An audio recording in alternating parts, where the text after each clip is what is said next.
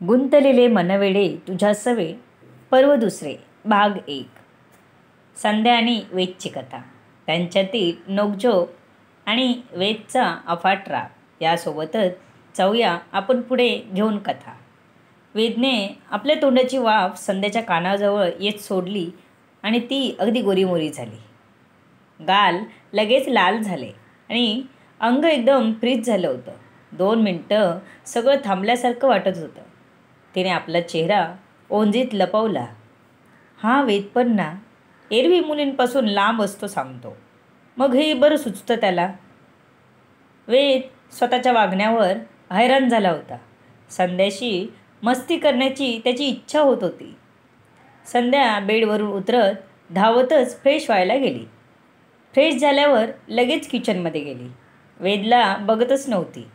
किचनमध्ये वेदीने भाजी बनवली होती, चपात्या लाटत होती. तिने लगेच वेदीकडून चपात्या लाटायला घेतल्या. लाटता लाटता गालात हसत होती. काय गं, काय झालं? इतकी लाजत का असतेस? वेद काही लाजण्यासारखं बोलला का? वेदी म्हणाली.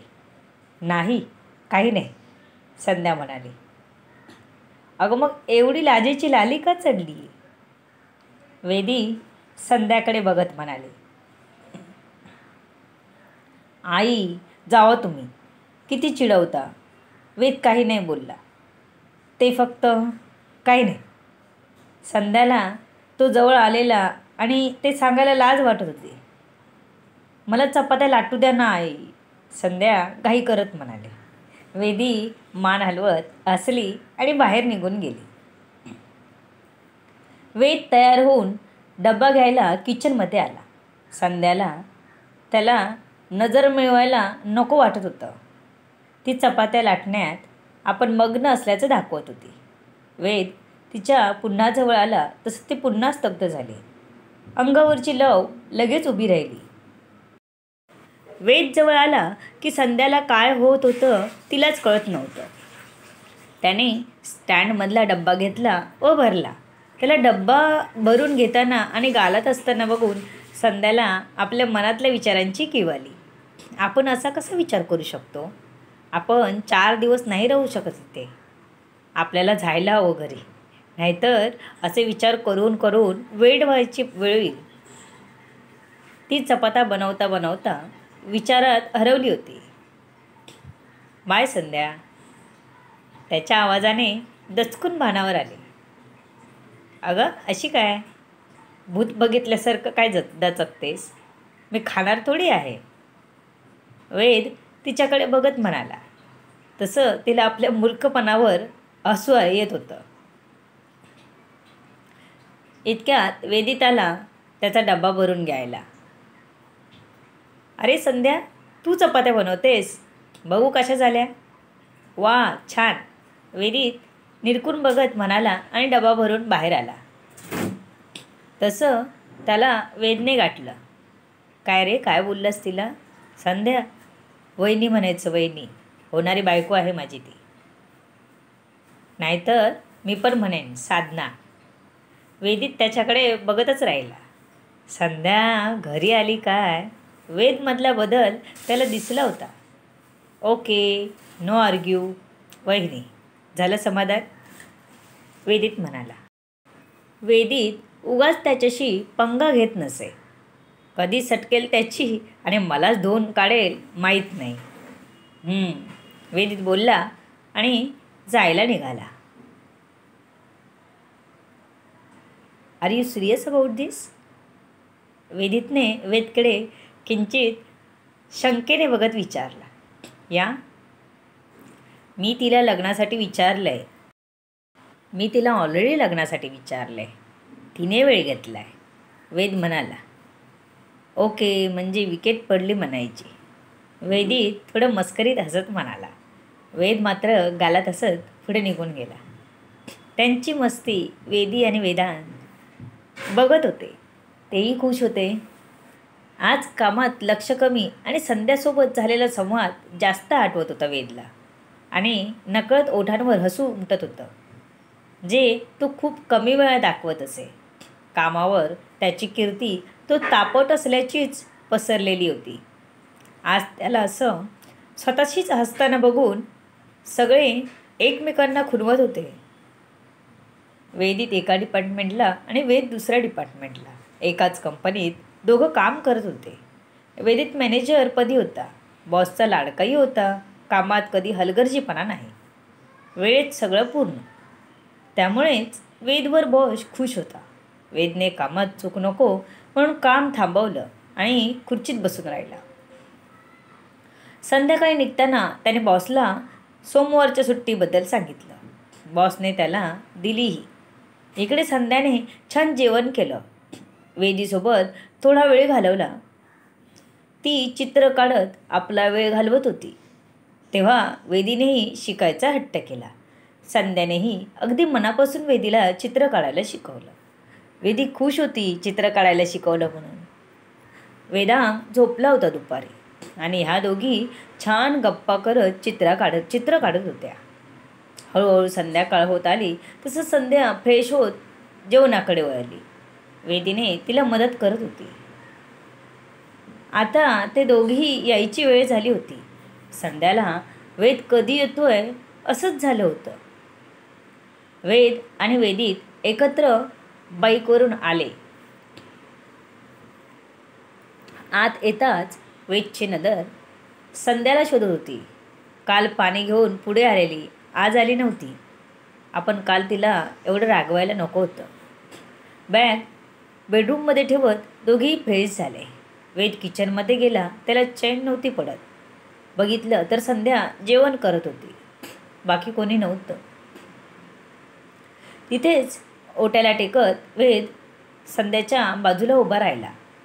तिला बघत होता एकटं. हे असं आपल्याला काय होतंय तिला सारखं बघत राहावं असं वाटतंय. जेव्हा तिने त्याच्याकडे बघितलं तेव्हा तो गडबडला. संध्या पाणी दे ना, तिच्यावरून नजर वळवत म्हणाला. नो, स्वतः घ्यायचं. काल मला काय सांगितलंस तू? संध्या त्याच्याकडे बारीक डोळे करून बघत म्हणाले. काय सांगितलं? वेदने विचारलं. एवढा विसरभोळा झालास? संध्याने कमरेवर हात घेत विचारलं. तेवढ्यात वेदी आली तिथे. संध्याने कमरेवरचे हात लगेच खाली घेतले आणि कामाला लागले. वेदने स्टँडवरचा ग्लास घेऊन पाणी पिऊन बाहेर गेला. संध्याला गप्प बघून वेदीच बोलली. बोलला ना व्यवस्थित? येत नाही जास्त किचनमध्ये. आलाच तरी दुसऱ्या सेकंदाला बाहेर जातो. वेदीचं बोलणं ऐकून संध्या मात्र मनातच खुश झाली. कारण तो तिच्यासाठी आला होता. जेवण झालं तसे सगळे जेवायला बसले. सगळे एकत्र हॉलमध्ये बसत कायम. संध्या जेवण वाढत होती सर्वांना. वेदित बाजूबाजूला बसले होते.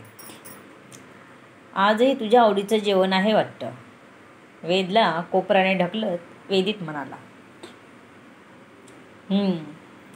वेद म्हणाला आणि वाढलेल्या ताटाकडे बघू लागला. जेवणाकडे त्याचं लक्ष होतं. कालही तिने जेवण छान केलं होतं. आज जेवण तिनेच केलं म्हटल्यावर त्याला कधी एकदा त्याची चव घेतो असंच झालं होतं. संध्या सॉरी. वेदने वेदितच्या मांडीवर कोपराने मारलं. कळ गेली तसं त्याने लगेच सॉरी बोलला. अगदी वेदला ऐकू जाईल एवढंच. वहिनी, संध्या वहिनी, आमच्याही आवडीचं बनवा कधीतरी. जेवण छान बनवता तुम्ही, वेदित आवंडा गिळत म्हणाला. हो हो, बनवणार ना. मी सगळ्यांच्या आवडीचं बनवणार, संध्या म्हणाली. वेदने तिच्याकडे बघितलं. काय माहीत त्याला स्वतःला का त्रास होत होता इतका. ती सर्वांना जेवण करते म्हणल्यावर. छान झालं जेवण, वेद म्हणाला. त्याची संध्या खुश झाली. काय रे, मला कधी बोलला नाहीस?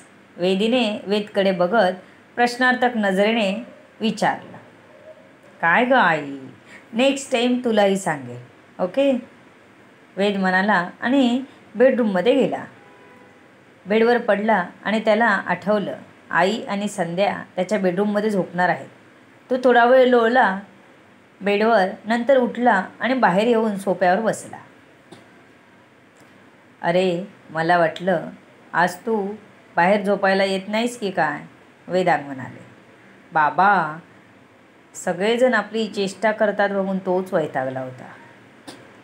तू वेदीच्या रूममध्ये झोप, वेदचे बाबा, वेदांग बोलले. तसा वेद उठून वेदीच्या रूममध्ये गेला. वेदी छान ऐसपैस हात पसरून झोपला होता. त्याला ढकलत वेद त्याच्या बाजूला झोपला. ए जाड्या, सरक तिकडे, वेदने असं म्हणताच वेदीतने त्याला लगेच जागा करून दिली. वेद संध्याचा विचार करत होता. ती आली आयुष्यात आणि आयुष्य बदललं. उलटच व्हायला लागलं सगळं. मुलींविषयी काही ओढ नसणारा वेद संध्याकडे ओढला जात होता. तिच्या साधी घरात एंट्री घेण्याने त्याच्या आयुष्यात उलतापलत झाली होती. त्यालाही आता तिच्या हळूहळू मनाचा ठाव घ्यायचा होता. तिचं गाल फुगवत बोलणं आठवलं आणि मग त्याचे ओठ रुंदावले. त्याच्याही नकळत तो हसत होता. दिवसभर दमून आल्याने झोप लागायला हवी होती, पण संध्याच्या विचाराने मन झोपू देत नव्हतं. तिच्या विचारात मन भरून गेलं होतं. उद्या कुठेतरी बाहेर जाऊ का, विचारायला हवं तिला. येईल का ती?